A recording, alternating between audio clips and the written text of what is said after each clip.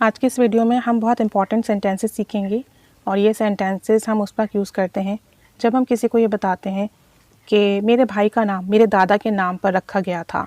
यानी अक्सर फैमिलीज़ में ऐसा होता है ना, किसी का नाम किसी दूसरे के नाम पर रखा जाता है, यानी बिल्कुल वही रखा जाता है जो किसी पर्सन का नाम हो। अगर आपको कोई शख्स पसंद है और आपके यहाँ औलाद होती है तो आप उसके नाम जैसा ही नाम रख लेते हो।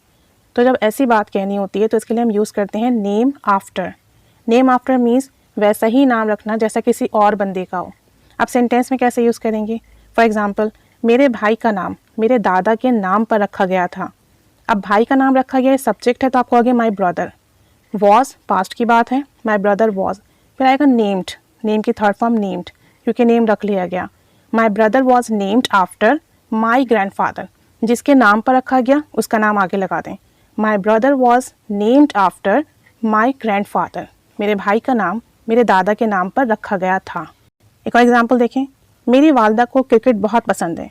My mother likes cricket a lot. My mother likes cricket a lot.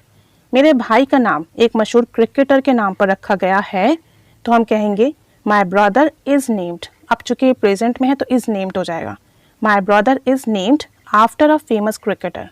My brother is named after a famous cricketer. ठीक है, एक और एग्जाम्पल देखें, उसका नाम एक मशहूर पहाड़ के नाम पर रखा गया है। She was named after a famous mountain.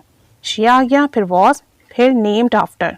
She was named after a famous mountain. एक और एग्जाम्पल देखें, मेरा नाम मेरे कज़न के नाम पर रखा गया है। यानी जो मेरा कज़न का नाम था वही सेम एज मेरा नाम है, तो मैं कहूँगी I am named after my cousin name. रखा गया है मेरा नाम तो आई एम हो जाएगा, फिर named after, I am named after my cousin name. मेरा नाम मेरे कज़न के नाम जैसा है, मेरे कज़न के नाम पर रखा गया है। अब आप बताइए, आपका या आपकी फैमिली में किसी का नाम किसके नाम जैसा है, किसके नाम को देख कर रखा गया है? कमेंट बॉक्स में ज़रूर बताइएगा। Keep staying with us. Thanks for watching.